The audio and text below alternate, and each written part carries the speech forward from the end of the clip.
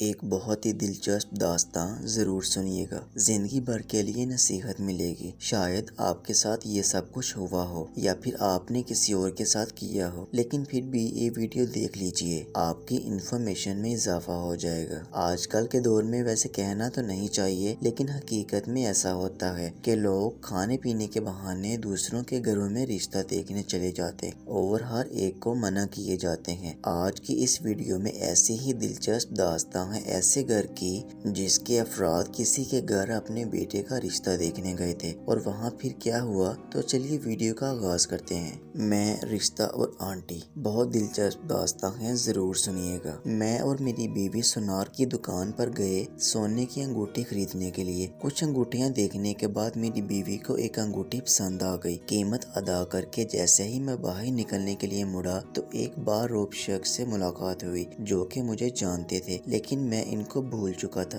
بس اتنا یاد تھا کہ ماضی میں کبھی ان سے ملاقات ہوئی تھی۔ یہ صاحب بڑی گرم جوشی سے میرے گلے ملے، سوالیہ نظروں سے پوچھنے لگے، بیٹا لگتا ہے تم نے مجھے پہچانا نہیں یا پہچاننے کی کوشش کر رہے ہو۔ میں نے کہا معذرت کے ساتھ آپ کا چہرہ جانا پہچانا لگ تو رہا ہے، لیکن یاد نہیں آ رہا کہ آپ سے ملاقات کب ہوئی۔ وہ تھوڑا سا مسکرائے اور کہنے لگے، میرا نام اقبال ہے، ویسے لوگ مجھے بڑا بھائی کہتے ہیں۔ آج سے کچھ سال پہلے آپ اپنی فیملی کے ساتھ ہمارے گھر آئے تھے، گلبرگ میں ہمارا گھر ہے، شاید آپ کو یاد آ گیا ہو۔ ان کی بات سن کر میرا تو سر ہی چکرا گیا اور میرا رویہ بالکل مودبانہ ہو گیا اور میں بے اختیار بول پڑا، سب یاد آ گیا بڑے بھائی، سب یاد آ گیا۔ میں نے سوال کیا، آپ اکیلے ہی آئے ہیں یا آنٹی لوگ بھی ساتھ میں ہیں؟ بڑے بھائی نے جواب دیا، جی آپ کی آنٹی بھی ساتھ میں ہی ہے اور دوسرے بھائی بھی آئے ہیں، وہ بیٹھے ہیں، آپ ان سے مل سکتے ہیں۔ ایک سائڈ پر دیکھا تو آنٹی برقع پہنے بیٹھی تھی اور ساتھ ہی میں دوسرے بھائی لوگ بھی کھڑے چہرے پر مسکراہٹ سجائے میری طرف دیکھ رہے تھے۔ میں نے اپنی بیگم کو کہا، آنٹی کو سلام کرو اور بعد میں ان کا تعارف کرواتا ہوں۔ میری بیگم گئی، آنٹی کو سلام کیا۔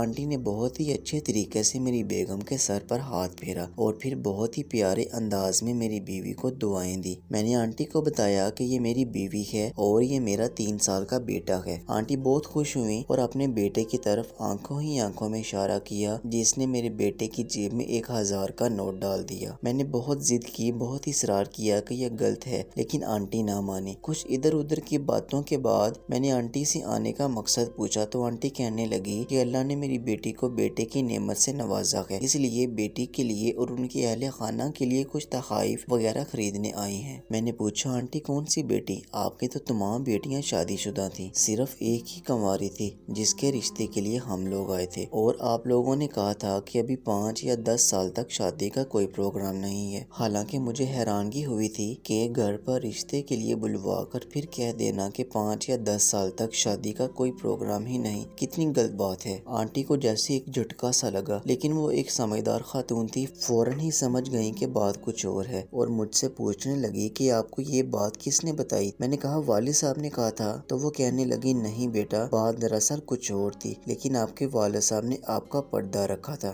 میرے اندر ایک تجسس پیدا ہو گیا کہ میرے والد صاحب ہم سے کیسے غلط بیانی کر سکتے ہیں، اور میرے والد صاحب نے کبھی بھی جھوٹ نہیں بولا۔ آنٹی نے اپنے بیٹوں کو کہا کہ مجھے میرے بیٹے کے ساتھ اکیلا چھوڑ دیں، اور میں نے بھی اپنی بیگم کو کہا کہ تم تھوڑا سا وقت مجھے دو، بچوں کو کچھ کھلاؤ پلاؤ، میں آنٹی کی بات سن کے آتا ہوں۔ آنٹی کہنے لگی، بیٹا جس دن تم اور تمہارے گھر والے ہمارے گھر ہماری بیٹی کا رشتہ لینے کے لیے آئے تھے، میں نے اسی دن تمہارے رشتے سے انکار کر دیا تھا، جو کہ شاید تمہارے والدین نے تمہیں نہیں بتایا۔ تم ایک پڑھے لکھے انسان ہو اور معاشرے میں ایک کامیاب شخص ثابت ہو سکتے ہو، مجھے پہلے ہی علم تھا اور مجھے یقین تھا کہ میری بیٹی کو تم خوش رکھ سکو گے، لیکن نئے لوگوں سے رشتہ جوڑنے کے لیے صرف لڑکے کو ہی نہیں دیکھا جاتا بلکہ مکمل خاندان کو دیکھا جاتا ہے، کیونکہ ہم نے مستقبل میں آپس میں میل جول رکھنا ہوتا ہے، اس لیے لڑکے یا لڑکی کے گھرانے والوں کو دیکھ کر مستقبل کا تعین کیا جاتا ہے کہ یہ گھرانہ مستقبل میں کتنا کامیاب رشتہ نبھا سکتا ہے، کیونکہ زندگی میں اتار چڑھاؤ آتے رہتے ہیں اور ان حالات میں ہم کو کسی اپنے کی ضرورت ہوتی ہے اس لیے ہم کسی ایسے سے رشتہ نہیں جوڑتے جو خوشیوں میں ہمارے ساتھ ہو لیکن حالات کے خراب ہوتے ہی وہ ہم سے جدا ہو جائے۔ اس لیے میں نے اس دن آپ کے والد صاحب اور والدہ صاحبہ کو صاف صاف انکار کر دیا۔ ہو سکتا ہے کہ انہوں نے آپ سے درست بات نہ بتائی ہو۔ آنٹی کی یہ باتیں سن کر میں مزید پریشان ہو گیا اور میں نے کہا کہ آنٹی ہم بہن بھائی آپس میں ایک دوسرے پر جان چھڑکتے ہیں، ہم خوشی اور غم میں برابر کے شریک ہوتے ہیں، کبھی بھی ایسا نہیں ہوا کہ ہم میں سے کسی کو کسی کی ضرورت ہو اور وہ حاضر نہ ہوا ہو۔ اگر آپ برا محسوس نہ کریں تو میں 100% درست ہوں کہ آپ کو ہمارے خاندان کو پرکھنے میں غلطی ہوئی ہے۔ آنٹی نے ایک آہ لی اور کہا بیٹا ابھی تم بہت چھوٹے ہو،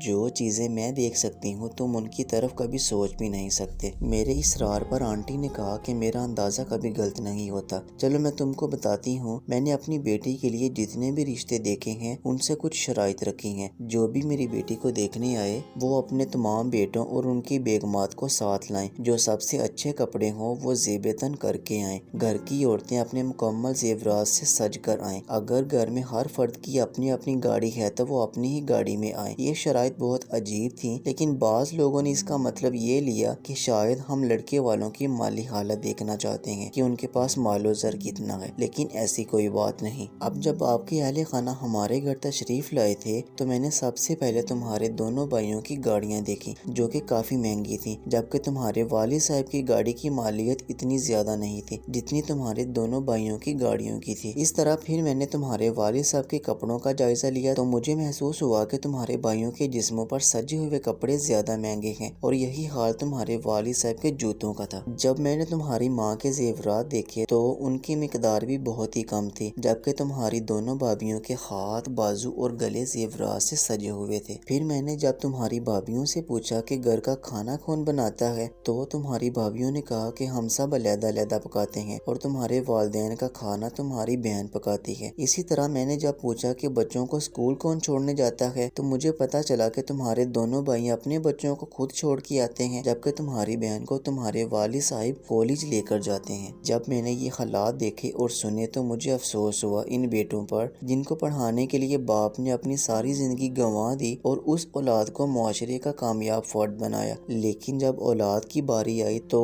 اولاد والدین کا سہارا بننے کی بجائے اپنی زندگی گزارنے پر رضامند ہو گئی۔ تمہارے باپ نے تمہارے لیے بھوک بھی کاٹی ہوگی، پیدل سفر بھی کیا ہوگا، تمہارے منہ میں نوالا ڈالنے کے لیے بھوک بھی برداشت کی ہوگی، تمہیں اچھا پہنانے کے لیے خود کو 2-3 سال ایک ہی جوڑے میں بھی گزارا ہوگا، لیکن جب اولاد کی باری آئی تو اولاد باپ کو بھول گئی اور اپنی دنیا کی رنگ للیوں میں مگن ہو گئی۔ تمہارے بھائیوں نے خود تو نئی گاڑیاں لے لیں لیکن ان کو خیال نہ آیا کہ ہمارا باپ آج بھی اس پرانی گاڑی میں سفر کیوں کرتا ہے، کیونکہ اس پر ابھی بھی تمہاری اور تمہاری بہن کی ذمہ داری ہے۔ اس کا بھی دل کرتا ہوگا نئے جوتے پہننے، نئے کپڑے پہننے، لیکن ہو سکتا ہے اس کی جیب اس چیز کی اجازت نہ دیتی ہو، لیکن تمہارے بھائیوں کی جیب تو اجازت دیتی تھی کہ اپنے باپ کے لیے اچھا لباس، اچھا جوتا پہلے خریدتے اور اپنے لیے بعد میں، کیونکہ یہ رویہ تمہارے باپ کا تھا۔ جب بھی اس نے کوئی چیز خریدنا چاہی پہلے اپنی اولاد کا خیال کیا اور بعد میں اپنے لیے سوچا۔ اسی لیے میں نے یہ ساری باتیں اس دن تمہارے والد صاحب سے کر دی تھی۔ ہمیں دنیا کی مال و دولت نہیں چاہیے تھی، ہمیں تو ایسے رشتے دار چاہیے جو اپنے سے بڑھ کر اپنے رشتے داروں کو ترجیح دیں، تاکہ کل کو جب ہم نیچے گریں تو ہم کو مزید نیچے دبانے کی بجائے اوپر کو اٹھائیں، تاکہ کل کو جب وہ نیچے گریں تو ہم ان کو بھی سہارا دے سکیں۔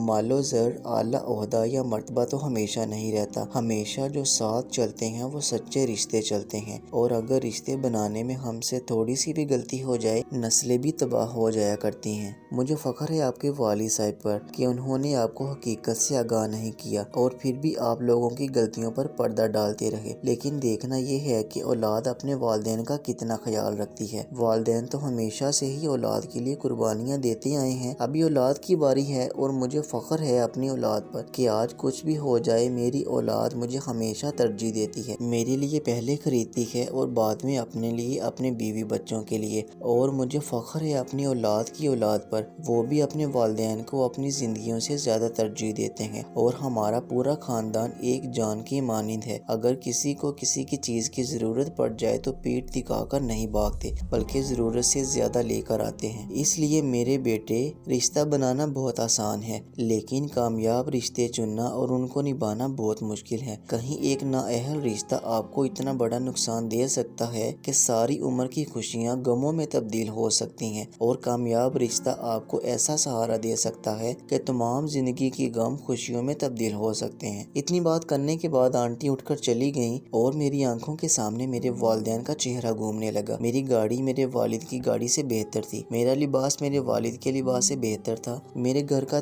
تمام سامان میرے والد کے گھر کے سامان سے بہتر تھا۔ میری بیوی کی ہاتھ میں سونے کی چوڑیاں اور کنگن تھے جو میں نے خرید کر دیے تھے، لیکن میری ماں کا سارا زیور بک چکا تھا۔ میں آج بھی گھر سے دفتر اور دفتر سے گھر، لیکن میرا باپ آج بھی اولاد کی ذمہ داریاں نبھا رہا تھا۔ میں نے آج بھی اپنی بیوی کے لیے سونے کی انگوٹھی خریدی، لیکن میرے ذہن میں میری ماں کا خیال کیوں نہیں آیا جس نے میری شادی کے لیے اپنا تمام زیور تک بیچ دیا۔ مجھے افسوس ہوا اپنے آپ پر کہ میں نے اپنے والدین سے زیادہ اپنی ذات کو ترجیح دی ہے۔ میرے والدین جنہوں نے مجھے سب کچھ دیا اور میں نے ان سے سب کچھ لے کر ان کو خالی کر دیا، لیکن کبھی انہوں نے مجھ سے کوئی گلہ یا شکوہ نہیں کیا۔ میرے والدین کل بھی عظیم تھے اور آج بھی عظیم ہیں، اور میں کل بھی ناکام تھا اور آج بھی ناکام ہوں۔ اللہ تعالی ہم سب کے حال پہ رحم فرمائے، آمین۔